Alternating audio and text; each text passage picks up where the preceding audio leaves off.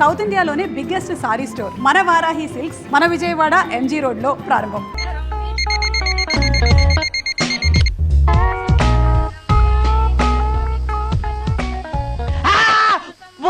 ఏంటి నిన్ను చూసి నువ్వే భయపడుతున్నావా? ఏం చేస్తావు?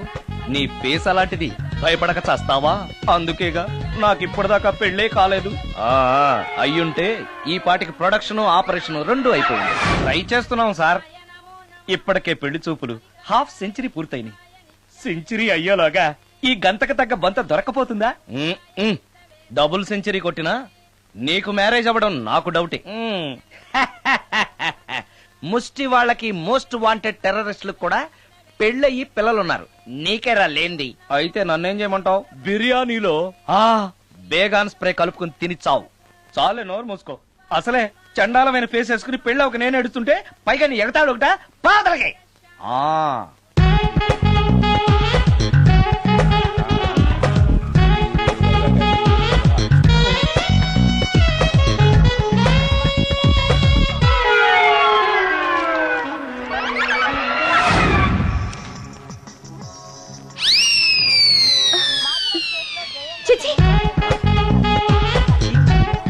నా మొహం అంత అసహ్యంగా ఉందా? వాడు పెళ్లాంతో హనీమూన్ లో ఉండగా మిమ్మల్ని, పెళ్లాంతో చెప్పు దెబ్బలు తింటున్నప్పుడు నన్ను పుట్టించాడు. అది నా కర్మ. వస్తున్నా.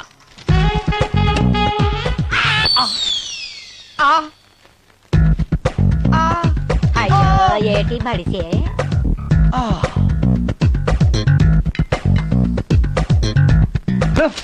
మన ఫేసే ఎవరో చూడలేక వస్తుంటే పైగా ఈ ఎక్స్పోజింగ్ కూడానా? చెయ్యి. లోపల డ్రాయర్ ఉంది కాబట్టి సరిపోయింది. అమ్మో ముత్యాలు. ఏటి బాబు? నేను రికార్డింగ్ థియేటర్ కి వెళ్ళొస్తాను. అలాగే బాబు. ముత్యాలు, మళ్ళా ఏటి బాబు? ఇందాక నువ్వు చూసింది ఎవరికి చెప్పకు. అందరికి చెప్పుకొని తిరగటానికి నేను చూసింది ఏమైనా రామాయణంలో సుందరాకాండ కట్టవా బాబు? ఎల్దా బాబు. Excuse me. మిమ్మల్ని కాదు. నన్నండి. మిమ్మల్ని. ఈ అపార్ట్మెంట్ లో పని మనిషి తప్ప ఏ ఆడది నాతో మాట్లాడదు. ఈవిడికి నాతో పని ఏంటబ్బా? ఎస్. మీకు అభ్యంతరం లేకపోతే ఓ ఫోటో తీసుకోవచ్చా? నన్నా? ఆహా, టైం మారింది. మన ఫేస్ కి ఏకంగా ఫోటోలే తీసుకుంటున్నారు. ఈ ఛాన్స్ వదలకూడదు. ఓకే. Excuse me. సాధారణంగా మీరు అసలు నాతో మాట్లాడరు కదా, ఇవాళ ఏకంగా నా ఫోటోయే తీసుకోవడానికి కారణం తెలుసుకోవచ్చా? మా బాబు అన్నం తిన్నని గోలు చేస్తున్నాడు. నీ ఫోటో చూపించి బెదిరిద్దామని. ఇందులో జోక్ బాగుంది.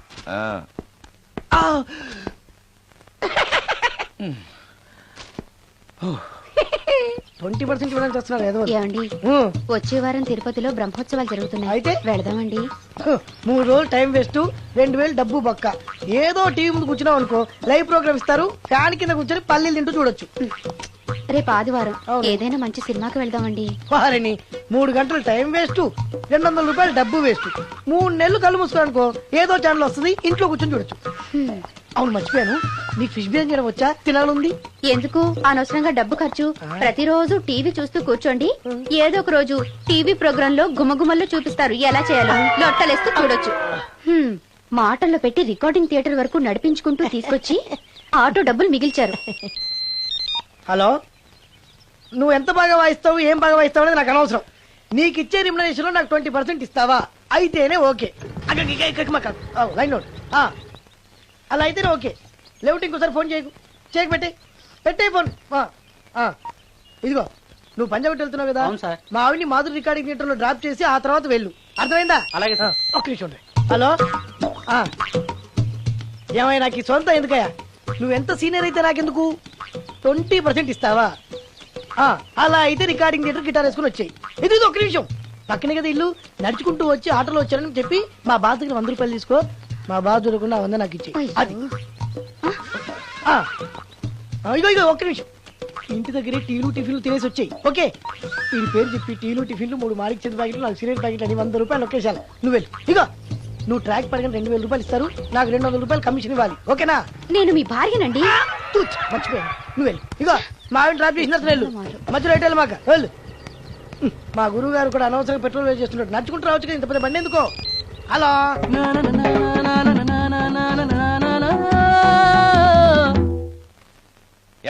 నువ్వు ఇన్స్ట్రుమెంట్ ప్లే చేస్తున్నావా దుమ్ము దులుపుతున్నావా? Sorry sir. కొంచెం స్లోగా. Okay sir. Please please. Sir good morning sir. ఏంటయ్యా అందరూ వచ్చేసారా? అందరూ వచ్చారు సార్, ఆ. ఒక్క ప్రసాద్ గారు రాలేదండి. అదేంటి వాడు నిన్నే వస్తానని చెప్పాడు కదా. వాడికి పెళ్లి సెటిల్ అయింది సార్, రావడానికి ఇంకా 2 రోజులు పడుతుందని ఫోన్ చేశాడు. వీణ వాయించేవాడికి డప్పు కొట్టేవాడికి కూడా పెళ్లిళ్ళు అవుతున్నాయి. మ్యూజిక్ డైరెక్టర్ నాకు మాత్రం అదృష్టం లేదు. జింగిల్ మొత్తం వీణ మీద ఆధారపడింది, వాడు లేకపోతే ఎలారా? వాడు లేడనే సువర్ణ అనే వీణ ప్లేయర్ తీసుకొచ్చాను సార్. ఆ అమ్మాయి బాగా ప్లే చేస్తుందా? బ్రహ్మాండం, తీగ లెంపెద్ది. ఇలా చెప్పే మొన్నెవడో మృదంగా వాడిని తీసుకొచ్చావు, వాడిని ఆది తాళం వాయించరా అంటే చౌ మేళం వాయించాడు, చెవులో చిల్లులు పడిపోయాయి. తీసుకొచ్చాను కదా, మీరే టెస్ట్ చేయండి. ఒక్క నిమిషం రండమ్మా. నా కమిషన్ మీద మర్చిపోద్దమ్ము. ఈయనే మ్యూజిక్ డైరెక్టర్ సుందరం గారు. నమస్కారం అండి. నమస్తే.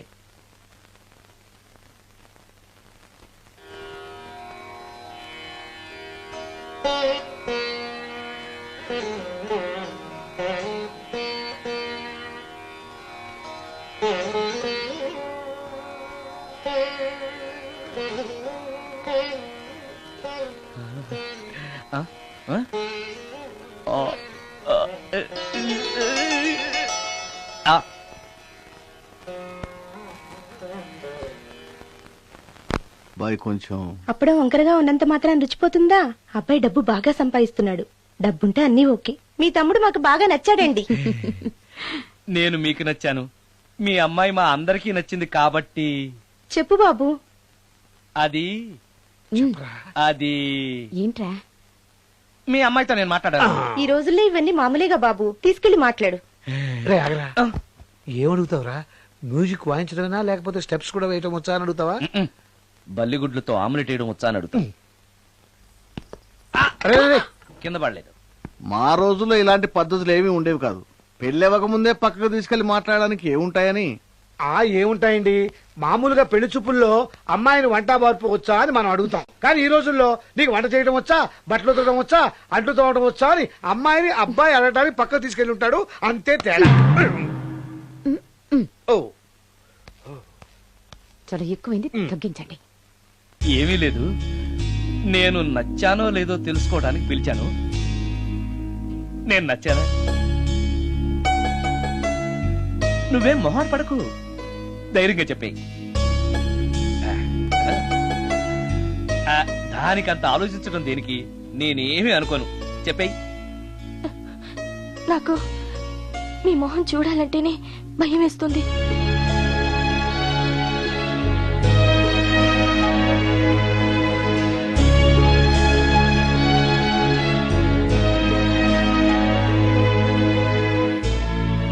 పనిలో పని ముహూర్తాలు కూడా పెట్టేస్తే మనం పెళ్లి ఏర్పాట్లు చేసుకోవచ్చండి. అలాగే అక్క, ఏనా ఈ పెళ్లి జరగదు.